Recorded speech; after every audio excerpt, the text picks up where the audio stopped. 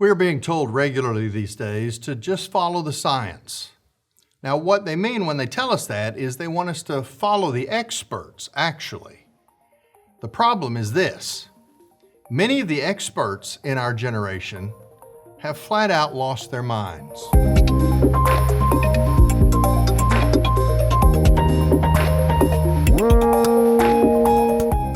Here's 3 stories that you probably haven't heard about. The first one takes place within the New Jersey correctional system. New Jersey agreed to a new policy a little over a year ago, a policy that they negotiated with the American Civil Liberties Union. That policy was to begin housing convicts in the state of New Jersey according to their self-professed gender. In other words, transgender, men who pretend to be women or women who pretend to be men, are housed in the prisons of their chosen gender, their pretend gender. A year has gone by and the news has recently broken that there is a 27-year-old transgender, a man pretending to be a woman, who goes by the name of Demi Minor.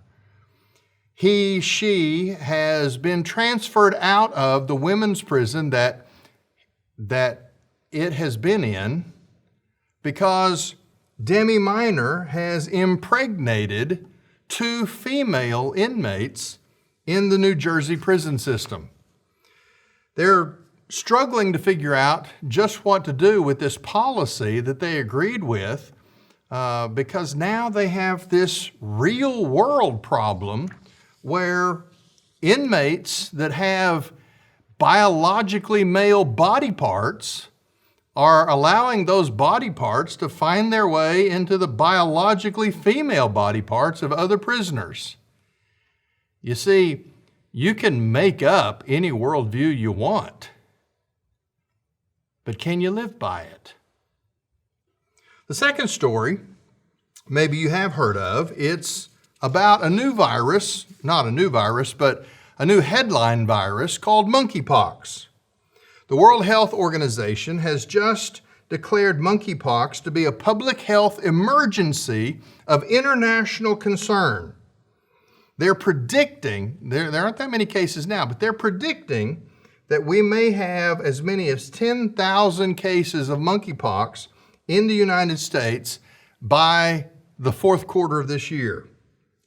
Now, the name of the virus tells you something about it because monkeypox is believed to have been a virus that is persistent among the monkey populations in Africa. Because viruses are opportunistic and they mutate regularly, it's believed that the patient 0, the first case of monkeypox, was a young boy who was playing with monkeys. The problem now is that it has migrated to humans and is beginning to spread. Now here's the problem. Typically, the cases that show up regarding monkeypox are not from children who play with monkeys. They are infecting a very specific demographic of the population. But this is the part of the story that you won't hear about. It turns out that monkeypox is almost exclusively experienced by, how can I say this, men who have sexual relations with men. Now, because the experts are scared to death of any stigma related to homosexual behavior, they have presented monkeypox as a threat to the population, and some of our population who have now been trained and swallowed wholeheartedly this idea that there's a vaccine for everything, and if we're going to be safe, we just take whatever is made available to us. People are rushing to find a monkeypox vaccine when what they won't tell you is that if you're not a man who has sex with men, you're at an extraordinarily low risk factor for this disease. In fact, the New England Journal of Medicine, one of the most respected official sources in the medical world, estimates that 95% of all cases in the world can be traced to homosexual sexual contact, men who have sex with men. The high risk of transmission is clear among that tiny portion of the population who practices that excessively risky behavior. Juliana Kim of National Public Radio, NPR, has complained that the danger of this disease is that we might impose a stigma on that percent of the population. We should instead, she says, focus the message on how the virus impacts different populations. In other words, we should emphasize the threat to everybody. But seriously, here's where the experts have lost their mind. Because when the population that is most at risk accounts for 95% of all the cases, to pretend that it's otherwise is not medical advice, but plain and simple, it's moral evasion. We're scared to death to suggest that a biblically unapproved lifestyle may actually, in fact, be self-destructive to human beings.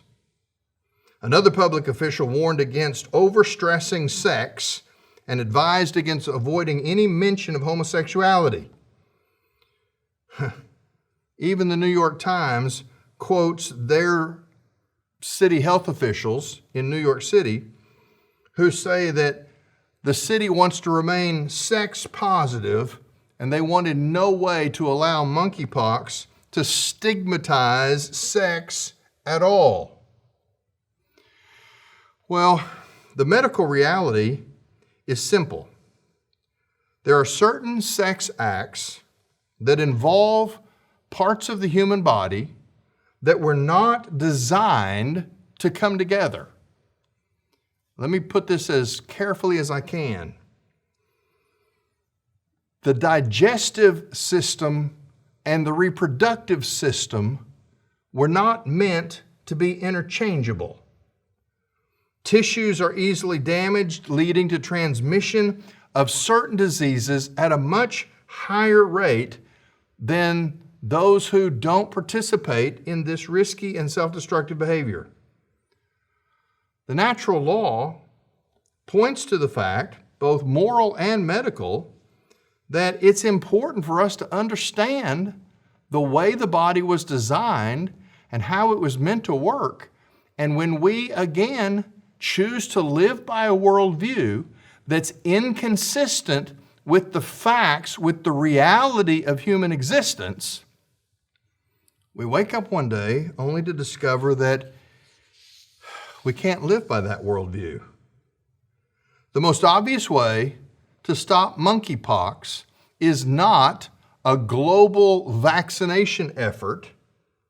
It is to advise men to stop having sex with men. But the new moral orthodoxy of our day dismisses that suggestion as stigma.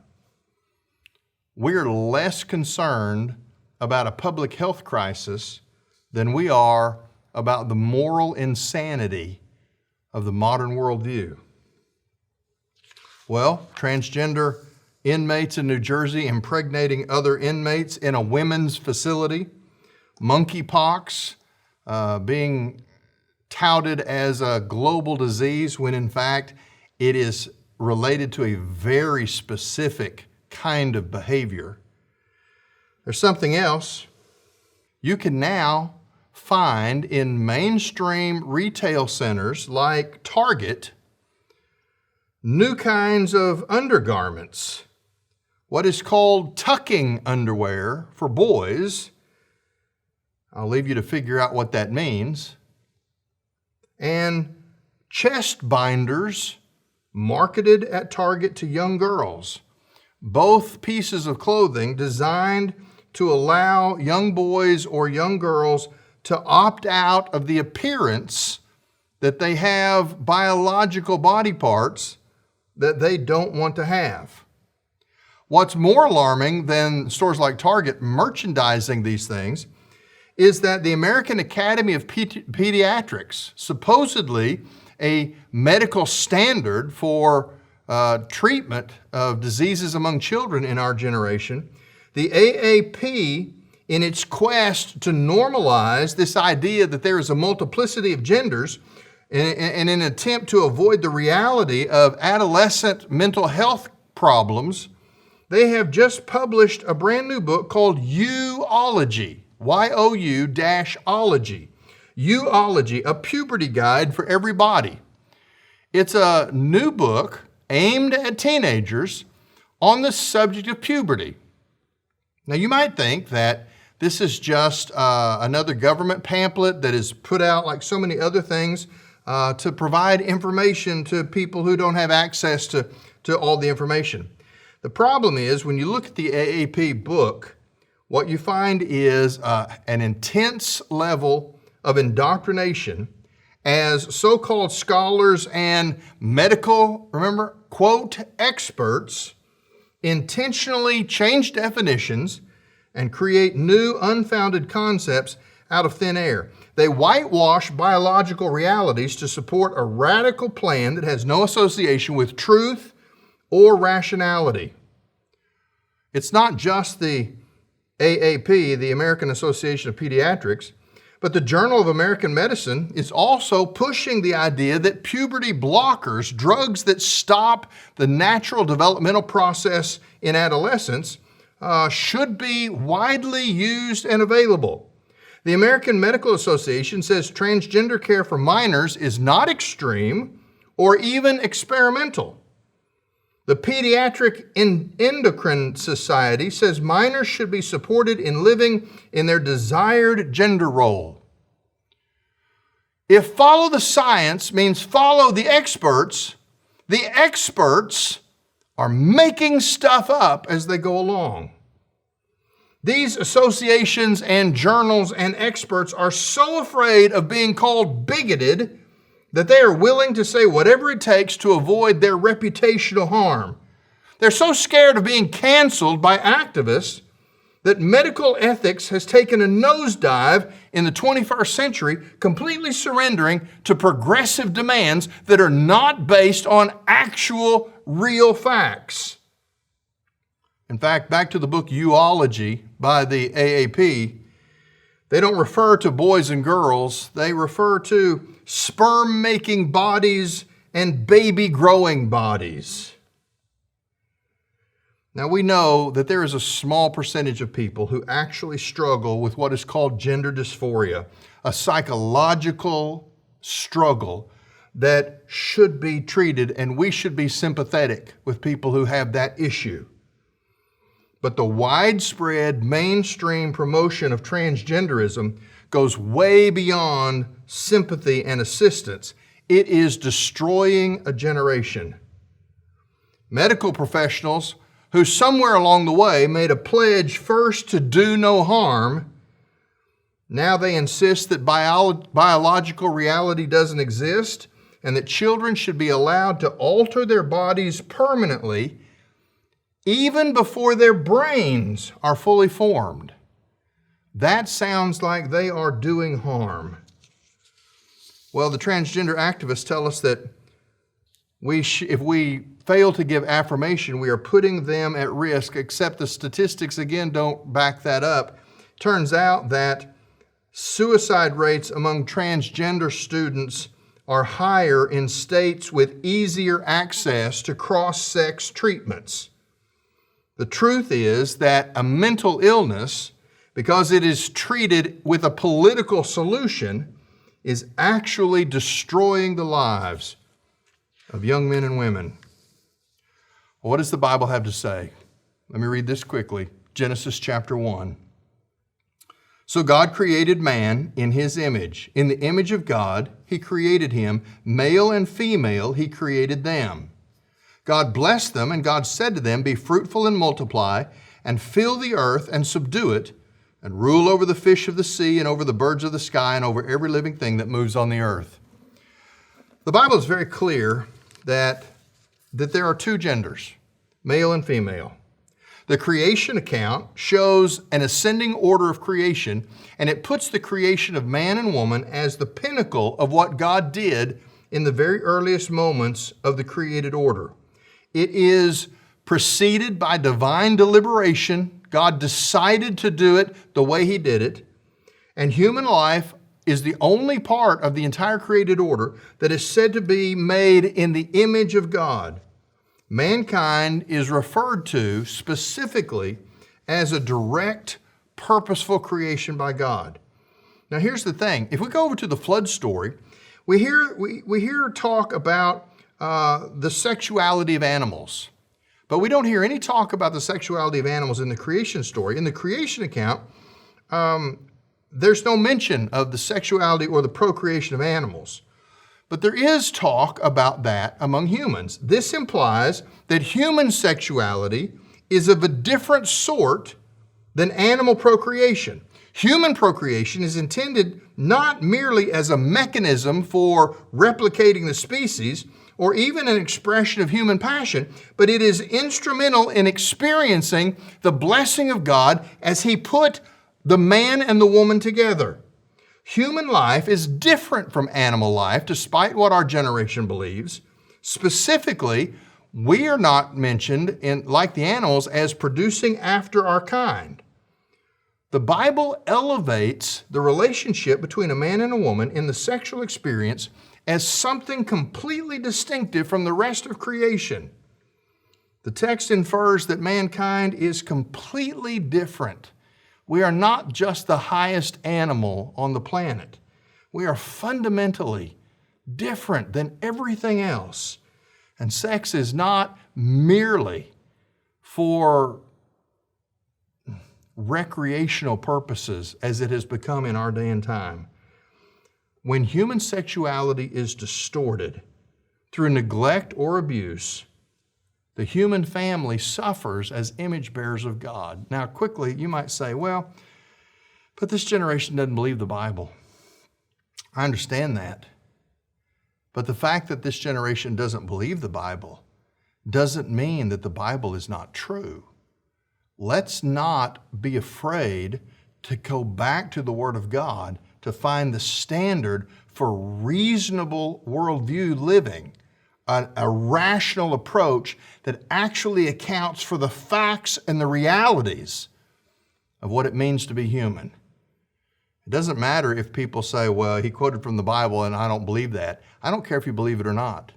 The Bible is true, and what it says about men and women are true. And all of this transgender business, while those who suffer from gender dysphoria need our care and our concern, the fact of the matter is, what's happening in our culture is nothing more than the natural consequence of sinful human nature pursuing what is unnatural and pretending like there's nothing wrong with it at all. Find your way to God's perspective on gender and let us stand strong on what's true. This is Truth Currents.